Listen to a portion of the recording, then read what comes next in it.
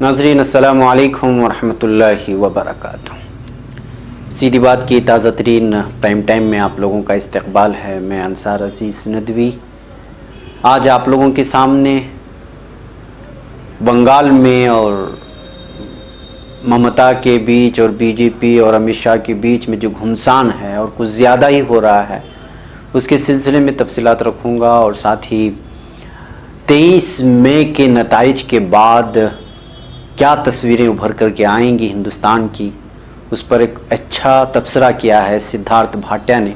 उसका कुछ खुलासा रखने के साथ साथ आज कश्मीर में मिलिटेंट के साथ तसादुम में एक आम शहरी जाँ बहक हो गया है और एक ज़ख्मी हुआ है और एक फ़ौजी भी मौत के मुंह में चला गया है, जबकि बताया जा रहा है कि 3 जंगजू भी हलाक हो चुके हैं। मैं ये सारी तफसीलात आप लोगों के सामने रखूँगा कि क्या हो रहा है रमज़ान के महीने में कश्मीर में भी। उससे पहले आप लोगों से दरख्वास्त कर लूँगा कि जिन लोगों ने हमारे चैनल को सब्सक्राइब नहीं किया है वो ज़रूर कर लें और हमारी वीडियोज़ को 200 तक पहुँचाने में हमारी मदद करें। नाज़रीन, मगरबी बंगाल की राजधानी कलकत्ता में मंगल को बीजेपी सदर अमित शाह के रोड शो के दौरान बीजेपी और तृणमूल कारकुनान के दरमियान तशद्दुद आमेज़ झड़प हो गई थी। हमने प्राइम टाइम में इसको दिखाया था उसकी वीडियोस वगैरह। इस दौरान बंगाल नशात सानिया की अहम हस्ती और मशहूर इस्लाह पसंद ईश्वर चंद्र विद्यासागर का मुजस्समा तोड़ दिया गया। तशद्दुद के दौरान विद्यासागर कॉलेज में मुजस्समा तोड़े जाने के मामले में बीजेपी सदर अमित शाह के खिलाफ एफआईआर दर्ज की गई है। अब तृणमूल कांग्रेस और बीजेपी के दरमियान इल्ज़ामात का दौर शुरू हो गया है। मुजस्समा तोड़े जाने की मुखालिफत में मगरबी बंगाल की वज़ीर आला ममता बनर्जी और तृणमूल कांग्रेस के कई टॉप रहनुमाओं ने बुध को अपने अपने फेसबुक और ट्विटर अकाउंट पर उनकी नुमाइशी तस्वीर यानी डिस्प्ले पिक्चर या डीपी लगाई है। कलकत्ता यूनिवर्सिटी के कॉलेज स्ट्रीट कैंपस और विधान सारणी में विद्यासागर कॉलेज के पास बीजेपी और तृणमूल कांग्रेस हामी तालिब इल्मों के दरमियान हुई झड़प में कई लोग जख्मी भी हुए हैं। टीएमसी तालिब इल्म यकाई ने इल्ज़ाम लगाया है कि बीजेपी कारकुन उन पर बोतलें और पत्थर फेंक रहे थे। वहीं बीजेपी ने कहा कि इनके कारकुनान पर हमला किया गया, जिसकी वजह से उनको पलटकर हमला करना पड़ा। विद्यासागर कॉलेज के प्रिंसिपल गौतम गुंडू ने कहा, बीजेपी हामी पार्टी का परचम लिया हमारे दफ्तर के अंदर घुसाए और हमारे साथ बदसलूकी करने लगे। उन्होंने कागज़ फाड़ दिया, दफ्तर यूनियन के कमरों में तोड़फोड़ की और जाते वक्त विद्यासागर के आदमकद मुजस्समे को तोड़ दिया। उन्होंने दरवाजे बंद कर दिए और मोटरसाइकिल को आग के हवाले कर दिया। मगरबी बंगाल की वज़ीर आला ममता बनर्जी ने कलकत्ता की एक रैली में कहा, अगर आप विद्यासागर तक हाथ ले जाते हैं तो मैं आपको गुंडे के अलावा क्या कहूँगी। उन्होंने कहा, मुझे आपके नज़रिए से नफ़रत है, मुझे आपके तरीक़ों से नफ़रत है। बनर्जी ने कहा, अमित शाह खुद को क्या समझते हैं? क्या वो सबसे ऊपर हैं? क्या वो भगवान हैं कि उनकी कोई मुखालिफत नहीं कर सकता? ममता बनर्जी ने बीजेपी पर मगरबी बंगाल में बाहरी को लाकर मुश्किलें पैदा करने का इल्ज़ाम लगाया है। उन्होंने कहा कि उन्होंने अपनी ज़िंदगी में ऐसा शर्मनाक वाक़या नहीं देखा। उन्होंने ये भी कहा कि हम इस साल पंडित विद्यासागर के 200 सालगिरह मना रहे हैं, लेकिन दिल्ली के रहनुमाओं ने बंगाल की विरासत को बर्बाद कर दिया। मैं खामोश नहीं बैठूंगी, मैं उनको छोड़ूंगी नहीं। इलेक्शन कमीशन से मुदाखलत करने की अमित शाह ने भी अपील की। उन्होंने पूरा का पूरा मामला टीएमसी पर लगा दिया है और कहा कि उनके खबरों को गलत तौर पर शाये किया गया। बीजेपी सदर कलकत्ता में तशद्दुद के मीडिया कवरेज पर भी नाराज़ दिखाई दिए। उन्होंने ख़ास तौर पर एबीपी न्यूज़ को निशाना बनाया। एक वीडियो क्लिप में अमित शाह कह रहे हैं कि मीडिया का रवैया देखिए, अभी मेरी रैली पर हमला हुआ तो एबीपी ने टाइटल क्या लगाया। मैं नाम के साथ कहता हूँ, एबीपी न्यूज़ टाइटल बनाया कि अमित शाह की रैली में तशद्दुद हो गया, जैसे हमने तशद्दुद कर दिया। टाइटल होना चाहिए था कि अमित शाह की रैली पर तृणमूल के गुंडों ने हमला किया। ये अफवाह फैलाते हैं। बहरकैफ नाज़रीन, मगरबी बंगाल में इस वक्त घुमसान है और आखिरी मरहले में 9 से 10 सीटों के लिए यहाँ पर इंतखाबात होने वाले हैं, उसी की तैयारियाँ चल रही हैं। इस बीच नाज़रीन, सिद्धार्थ भाटिया का एक बेहतरीन तबसरा आया है कि जो है 23 मई के नताइज के बाद 3 मुमकिन तस्वीरें आखिर कैसी उभर कर के आ सकती हैं। इन दिनों गठबंधन का जिक्र फिजाओं में है। इलाकाई पार्टियां मुख्तलिफ रियासतों में दूसरी इलाकाई पार्टियों से राब्ता बना रही है और ख़बर ये भी है कि इनमें से कुछ ने इंतखाब के नताइज आने से पहले ही कांग्रेस के पास भी अपने वोट भेज दिए हैं। कमलनाथ ने कहा है कि कांग्रेस दूसरी पार्टियों के साथ मिलकर इत्तेहाद बना सकती है और अब तो बीजेपी के राम माधव ने भी इशारा दे दिया है कि उनकी पार्टी को इत्तेहाद की दरकार होगी।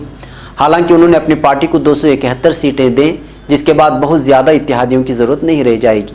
ये बात अब तकरीबन साफ होती जा रही है कि बीजेपी को अकेले दम पर अक्सरियत नहीं मिलने जा रही है और उसको हुकूमत बनाने के लिए एनडीए के अंदर और बाहर की हिमायतियों की मदद लेनी पड़ेगी। मुमकिन है कि इसने अब तक पर्दे के पीछे कुछ इलाकाई पार्टियों के साथ बातचीत पक्की भी कर ली हो, जो किसी कमज़ोर इलाकाई ग्रुप के साथ हाथ मिलाने की जगह सबसे बड़ी पार्टी के साथ जाने में ज़्यादा फ़ायदा देख सकते हैं। काफ़ी कुछ इस पर मुनहसर करेगा कि बीजेपी अपने दम पर कितनी सीटें जीत पाती हैं। एक ख़ास हद के बाद मान लीजिए 200 के बाद बीजेपी को रियायतें देने पर मजबूर होना होगा। 2020 से ज़्यादा सीटें आने से ये ज़्यादा बेहतर मोल भाव करने की हालत में होगी। इसमें कोई शक नहीं है कि नरेंद्र मोदी उनके पार्टी सदर अमित शाह इस बात से वाकिफ़ होंगे कि बड़ी कामयाबी के बाद अक्सर हार का मुंह देखना पड़ता है। 1971 में इंदिरा गांधी और 1984 में राजीव गांधी बड़ी अक्सरियत से इंतखाब जीत कर आए थे, लेकिन उनको जल्द ही उठापटक का सामना करना पड़ा और अगले इंतखाबात में उनको बाहर का रास्ता दिखा दिया गया। 2014 में मुकम्मल अक्सरियत पाने वाले नरेंद्र मोदी की चमक फीकी पड़ी है, जबकि हिज़्ब मुखालिफ मुनक़सिम है और कांग्रेस कमज़ोर है। पिछले 2 सालों में वो तेज़ी से तब्दील हुई है। भले ही मोदी की ज़ाती मकबूलियत मुस्तहकम रही है, लेकिन उनके लिए 2014 जैसे शानदार नताइज को दोहरा पाना टेढ़ी खीर होगा। नए नजरिए के किसी दावेदार की जगह वो एक थकामांदा रहनुमे की तरह नजर आने लगे हैं, जो थका हुआ है और जिसके पास एक भी नया नजरिया नहीं है, सिवाय अपने मनपसंद निशाने नेहरू गांधी फैमिली के मजाक उड़ाने के। ये उनके भक्तों की तो अपील कर सकता है, लेकिन उनके अलावा किसी दूसरे को ये मुतासिर नहीं कर रहा है। क्या राजीव गांधी में वाकई एक इंतखाबी मुद्दा है? मोदी का पागलपन राय दहिंदगान को समझ में नहीं आ रहा है, खासकर नौजवान हिंदुस्तानी राय दहिंदगान जो हो सकता है उनसे मुतासिर होंगे कि ये तो बिल्कुल ही पल्ले नहीं पड़ रहा है कि आखिर मोदी क्या बात कर रहे हैं। लेकिन ये तय नहीं है कि बीजेपी इसको सबसे ज़्यादा सीटें मिलने की हालत में भी हुकूमत बना ही लेगी। मोदी को 15 दिनों के अंदर अपने अक्सरियत साबित करने के लिए कहा जा सकता है, लेकिन अच्छा होगा अगर वो ये याद कर लें कि एक अहम हिमायती जयललिता के जरिए हिमायत वापस ले जाने के बाद 1999 में अटल बिहारी वाजपेयी हुकूमत एक वोट से कैसे गिर गई थी। मौजूदा वक्त में कौन ये कह सकता है कि मोदी की क़यादत वाले एनडीए में दूसरी जमात शामिल भी होंगे या नहीं। इंतखाबी नताइज के बाद 3 मुमकिना तस्वीरें बनती हुई दिखाई देती हैं। यकीनी तौर पर उसके साथ कुछ साबिक़ा शर्तें जुड़ी हैं। मसलन अगर बीजेपी अक्सरियत से या तकरीबन अक्सरियत से हुकूमत बना ले, लेकिन अगर बहुत सारी जमातों की इत्तेहाद की सूरत सामने आती है तो ये हालतें पैदा हो सकती हैं। पहली हालत, अगर बीजेपी 180 के आसपास सीटें जीतेगी, ये नामुमकिन सूरत हाल नहीं है। खासकर इस हकीकत को देखते हुए 2014 में बीजेपी हिंदी बेल्ट की कई रियासतों और गुजरात में 90 से 100% सीटें जीत गई थी। इस बार बीजेपी को उत्तर प्रदेश और बिहार में गठबंधन के हाथों और गुजरात, महाराष्ट्र, राजस्थान और छत्तीसगढ़ में कांग्रेस से सख्त मुकाबले का सामना है। बीजेपी को होने वाले नुकसानात की भी भरपाई बंगाल, उड़ीसा और शिमाल मशरिक से करने की उम्मीद कर रही है, लेकिन यहाँ होने वाले फायदे हिंदी बेल्ट के अहम रियासतों में आने वाली कमी को भर पाने के लिए काफ़ी नहीं होंगे।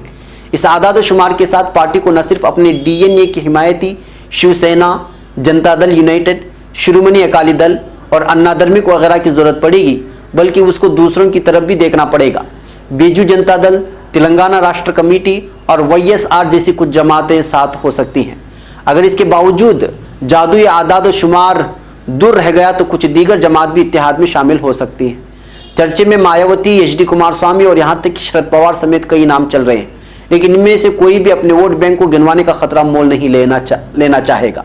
उसके अलावा मोदी शाह की जोड़ी का ट्रैक रिकॉर्ड, जिसकी इमेज अपनी हिमायती को नज़रअंदाज करने, यहाँ तक कि धोनस दिखाने तक की है, रास्ते में एक और रिकॉर्ड खड़ी कर रहा है। शिवसेना के पास ये सलाहियत है कि वो इत्तेहाद में रहते हुए भी बीजेपी को धमकाती रह सकती है, लेकिन दूसरे इस हालत में शायद ना पड़ना चाहें जहां वो अपने ऊपर खतरा महसूस करें।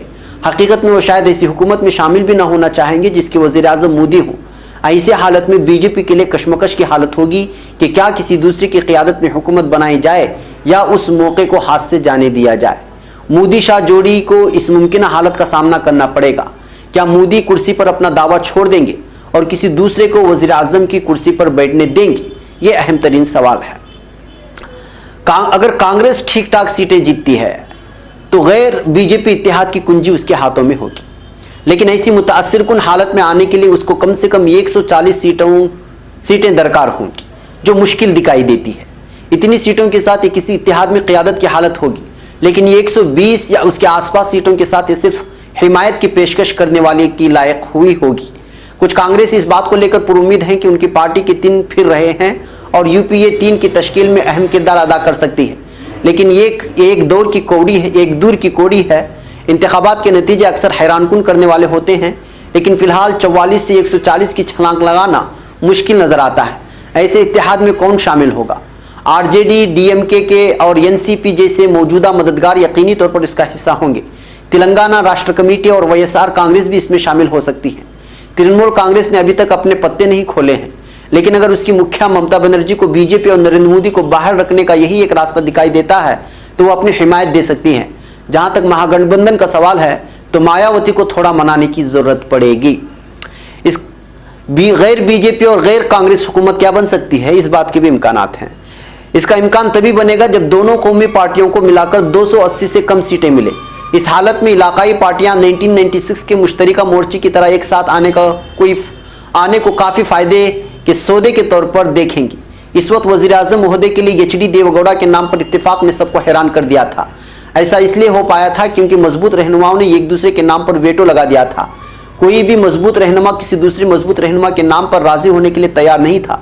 ऐसे में वाहिद रास्ता कोई बाहरी था जो किसी के लिए खतरा नहीं होता, जिसके पास तजुर्बा तो था मगर कोई अहम बुनियाद नहीं थी। इलाकाई रहनुमाओं का मौजूदा ग्रुप में भी कुछ ऐसा कर सकता है। शरद पवार या ममता बनर्जी जैसे रहनुमाओं का बड़ा कद वजीर आजम महोदय की उनके मकसद के आड़े आ सकता है और आखिर में समझौते के तौर पर एक ज्यादा फर्माबरदार या सबको साथ लेकर चलने वाला चेहरे के सर पर ताज रखा जा सकता है। ऐसा शख्स कौन हो सकता है, ये फिलहाल अंदाजे का ही मौजू है। क्या ऐसी हुकूमत पायदार होगी? अगर माजी को कोई इशारा माना जाए तो ऐसे इत्तेहाद की उम्र छोटी होती है। वीपी सिंह, चंद्रशेखर, देवेगौड़ा और आई.के. गुजराल सबके लिए 1 साल पूरा करना भी मुश्किल साबित हुआ था। ऐसे तजुर्बात के बाद हुए इंतखाबात में कांग्रेस या बीजेपी की क़यादत वाले इत्तेहाद की जीत हुई। ये कहने की बात नहीं है कि कौमी पार्टी की मौजूदगी एक मुस्तकिल हुकूमत की तश्कील के लिए बेहद अहमियत रखती है। कई इलाकाई पार्टियों को इस बात का एहसास है और वो चाहेंगी कि दोनों में से कोई एक बड़ी पार्टी काफ़ी तादाद में सीटें जीत कर आए और ऐसे किसी इत्तेहाद के मरकज का काम करे। शिवसेना जैसी पार्टियां बीजेपी को तरजीह देंगी, कांग्रेस कभी भी उसको किसी इत्तेहाद में शामिल नहीं करेगी। तो आरजेडी जैसी पार्टियां कभी भी बीजेपी के अखाड़े में नहीं जाएंगी। कई पार्टियां किसी भी करवट बैठ सकती हैं। इसकी वजह से मंजरनामे में पसोपेश का उनसुर शामिल हो रहा है। ये ख्याली सूरत हाल है और मुमकिन है कि इन तीनों से कोई बिल्कुल अलग नतीजे हमारे सामने आए। लेकिन अगर सचमुच ऐसी हालत आई है कि कोई एक पार्टी अक्सरियत हासिल नहीं कर पाती तो हुकूमत की तश्कील इन 2 बड़ी पार्टियों के जरिए जीती जाने वाली सीटों की तादाद, इलाकाई जमातों के जरिए दोनों इत्तेहाद में शामिल होने से होने वाले फ़ायदे का अंदाज़ा और आखिर में, और ये अहम है, इस कवायद में शामिल शख्सियतों पर मुनहसर करेगा। जी हाँ नाजरीन, चूँकि अलग अलग किस्म के अलग अलग मीडिया के जो है मीडिया घरानों से अलग अलग किस्म की जो है इस वक्त निकल कर के आ रहे हैं कि 23 में को क्या नताइज आ सकते हैं, मगर इस बीच जो इस वक्त तबसरा आप लोगों के सामने पेश किया गया वो बहुत ही अहमियत का हामिल है कि क्या सूरत हाल पैदा हो सकती है और 3 सूरतें जब इस तरह की निकल कर के आएंगी तो फिर कौन बनेगा मुल्क का वज़ीर आज़म। ये सारी चीज़ें हैं जो बहस इस वक्त हमारे हिंदुस्तानी मीडिया में चल रहा है। बहरकैफ नाज़रीन, एक अहम तरीन ख़बर कश्मीर की मैं आपको मुख्तसर सुनाता चलूँ। लगता है कि रमज़ान के महीने में भी कश्मीर में इस वक्त सुकून नहीं है। जनूबी कश्मीर के ज़िला पुलवामा के डल्लीपुरा में जुमेरात की अलग सुबह मिलिटेंटों और सिक्योरिटी फोर्सेस के दरमियान शदीद तसादुम हो गया है, जिसमें 3 मिलिटेंट, 1 फ़ौजी और 1 आम शहरी हलाक, जबकि 3 दीगर बशमूल 2 सिक्योरिटी फोर्स एहलकार ज़ख्मी हो गए हैं। इंतज़ामिया ने एहतियात के तौर पर ज़िला पुलवामा में मोबाइल इंटरनेट खिदमत मुनक़ते और पुलवामा में कर्फ्यू नाफिज कर दिया है। फ़ौज की चिनार कोर ने अपने ऑफिशियल ट्विटर हैंडल पर एक ट्वीट में कहा, चिनार कोर कश्मीर पुलिस और सीआरपीएफ वादी को मिलिटेंटों से पाक बनाने में सरगर्म है। डल्लीपुरा पुलवामा में मिलिटेंटों को हलाक किया गया।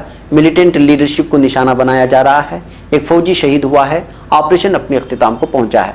एक रिपोर्ट के मुताबिक हलाकशुदा मिलिटेंट के बारे में कहा जा रहा है कि उनका ताल्लुक़ जैश मोहम्मद से था और उनकी शनाख्त नसीर पंडित जो करीम आबाद पुलवामा का था और उमर मीर जो शोपियां का रहने वाला था और खालिद भाई पाकिस्तान का रहने वाला था, इन लोगों की जो है शनाख्त कर ली गई है। जबकि आम शहरी की शनाख्त जो है रईस अहमद के तौर पर कर ली गई है, जो यहाँ इस वक्त इन लोगों के तसादुम में जाँबाक हो गए हैं। और महलूक फ़ौजी की शनाख्त संदीप कुमार की हैसियत से की गई है। सरकारी ज़राए ने बताया कि इब्तिदाई फायरिंग में 3 फौजी और 2 भाई मोहम्मद यूनुस डार और रईस अहमद डार पिसरान जलालुद्दीन डार जख्मी हुए हैं। एक सिक्योरिटी अहदेदार ने बताया कि ऑपरेशन के दौरान 3 मिलिटेंट मारे गए, ताहम एक फौजी एक आम शहरी भी मारा गया। नाज़रीन, इस दौरान ये कहा जा रहा है, बल्कि मकामी लोगों की तरफ से इल्ज़ाम लगाया जाए कि रमज़ान के महीने में भी सुकून से रहने नहीं जा रहा और मिलिटेंट के बहाने जो है आम शहरियों को भी मारा जा रहा है। इस तरह के इल्ज़ामात लगते हुए दिखाई दे रहे हैं। जी हाँ नाज़रीन, आज का हमारे प्राइम टाइम में यही तबसरा था सियासी और ये अहम तरीन खबर। कल इंशाल्लाह फिर आपसे मुलाकात है। अस्सलामु अलैकुम वरहमतुल्लाहि वबरकातुहू।